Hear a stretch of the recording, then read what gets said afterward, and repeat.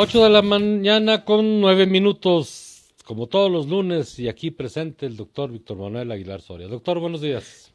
Como siempre, buenos días Francisco, Martín, Gerardo. Buenos días, amigas, amigos. Les habla el doctor Soria desde Zacatecas, capital México, con el comentario de hoy. Elegir quién morirá o elegir quién sobrevivirá. ¿Cómo debemos asignar éticamente los recursos escasos de cuidados críticos durante la pandemia de COVID-19 cuando dos o más pacientes los necesitan al mismo tiempo? En situaciones donde no existe una emergencia de salud pública, la práctica médica cotidiana y la práctica de salud pública operan de manera simultánea, pero con objetivos que pueden ser e incluso hasta contrarios. En la práctica médica cotidiana, el objetivo primordial es prevenir, tratar o curar las enfermedades o padecimientos de un paciente concreto. Los principios bioéticos relevantes para dicha práctica médica son la autonomía, la beneficencia, la no maleficencia y la justicia.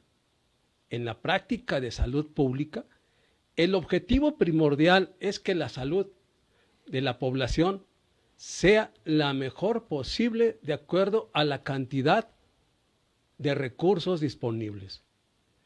El principio que generalmente se considera que gobierna la salud pública es el de la justicia social. Durante una emergencia sanitaria como la de COVID-19, la mayor parte de la práctica médica cotidiana se subsume a la práctica de la salud pública. Es la salud pública la que cuenta con las herramientas necesarias para reorganizar todo el ámbito de la salud y hacer frente a la emergencia. Una de las consecuencias de esta, orientar toda provisión de salud por el tiempo que dure la emergencia. Un principio fundacional de la justicia social es que todas las personas tienen el mismo valor y los mismos derechos, dignidad humana, solidaridad y equidad.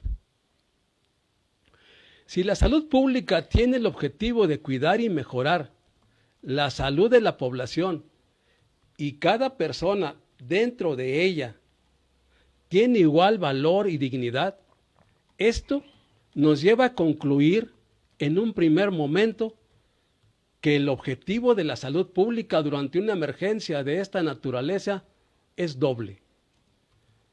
Uno, tratar al mayor número de pacientes y dos, salvar la mayor cantidad de vidas.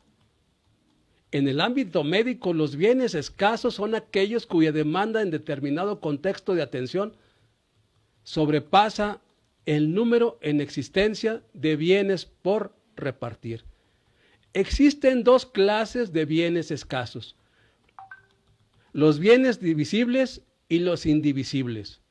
Los bienes escasos divisibles son aquellos que por su naturaleza se pueden segmentar y pueden proveer una fracción de su utilidad original a un grupo de pacientes determinado. Los bienes escasos indivisibles, por otra parte, son aquellos que por su naturaleza no se pueden segmentar y solo un paciente se puede beneficiar de ello en determinado momento. Cuando se utiliza el término recursos escasos, se deberá entender que estamos hablando de estos recursos escasos indivisibles. La escasez de estos recursos, como ventiladores y camas de unidades de cuidados intensivos, ¿cómo se deben asignar cuando dos o más pacientes los necesitan? Su asignación a veces es considerada como si se eligiera quién morirá, lo cual es errónea. Lo es porque la intención del médico o de las médicas detrás del acto de asignar recursos escasos es elegir quién va a sobrevivir. La muerte o daño que sufre la o el otro paciente se prevé, pero no se busca intencionalmente ni puede evitarse. Los dilemas éticos y prácticos no resueltos sobre la asignación de ventiladores y recursos de cuidados críticos podrían amenazar el éxito de la respuesta a una emergencia de salud pública. Como sucedieron ya muchos errores en otros países.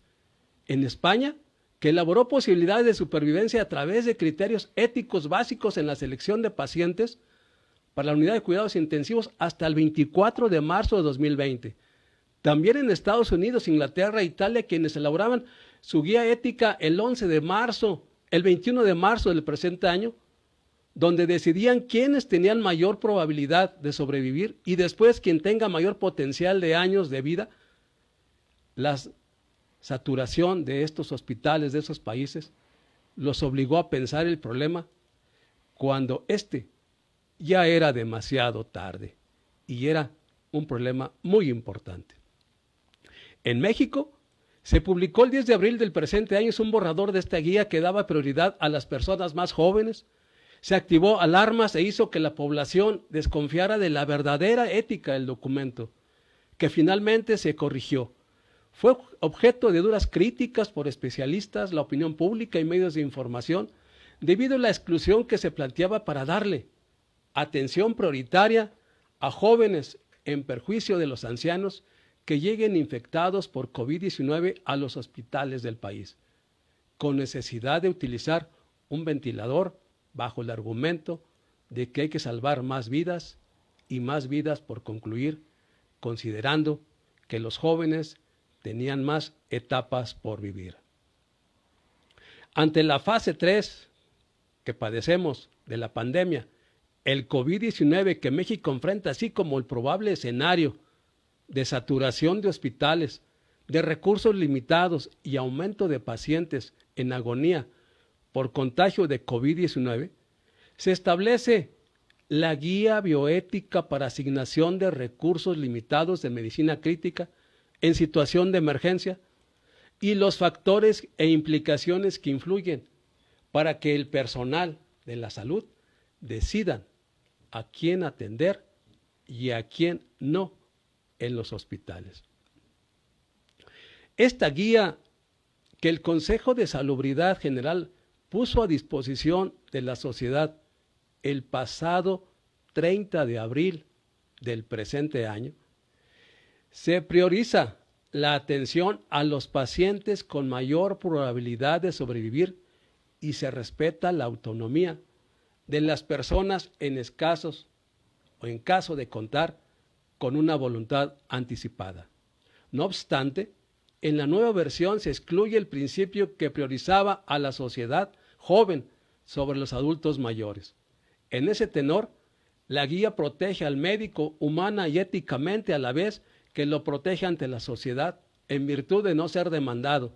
Es una forma de dialogar en favor de los médicos y las médicas y para que los pacientes entiendan que es difícil y que no hay recursos suficientes para todos. La ética es la ley del menor daño. Proporcionar criterios para orientar la toma de decisiones de triage cuando una emergencia de salud pública genera una demanda en los recursos de medicina crítica que no es posible satisfacer. Esta guía consta de 2 secciones. La primera, una sección que justifica cierta manera específica de asignar recursos escasos de medicina crítica, sustentándose en los derechos humanos y la bioética. La segunda sección de esta guía describe el procedimiento a utilizarse para dicha asignación. Este aparato de procedimientos de la guía, la sección 2, es una adaptación de la Universidad de Pittsburgh, asignación de escasos recursos de cuidados críticos durante una emergencia de salud pública, publicada el 21 de marzo del 2020, y en el cual el autor es White Katz. Otro artículo en el cual se basa esta guía es ¿quién debe recibir soporte vital durante una emergencia de salud pública? uso de principios éticos para mejorar las decisiones de asignación, publicado en el Anuario de Medicina Interna, número 150, páginas 132, 138 del 2009, perdón. Sin lugar a dudas, retirar el ventilador o bien una cama de la unidad de cuidados intensivos podría tener efectos psicológicos traumáticos extremos en los profesionales de la salud. Existirán algunos médicos o médicas que van a rechazar hacerlo, pero esta guía sostiene que es ética la decisión de negar recursos limitados, que no significa una acción de matar. Este fue el comentario de hoy. Gracias por escucharlo. Espero lo aproveche y lo reflexione en compañía de los suyos. Les habló el doctor Soria y nos escuchamos la próxima semana. Difícil la situación en ese momento. Muy difícil y muy traumático para el familiar, para el paciente, para el médico, la médica, tomar esa decisión de los escasos recursos que tenemos. Que quede claro, no solo en México, en todos los países del mundo, sean desarrollados o no. Así es. Doctor, muchas gracias. Buen día. Son las 8 de la mañana.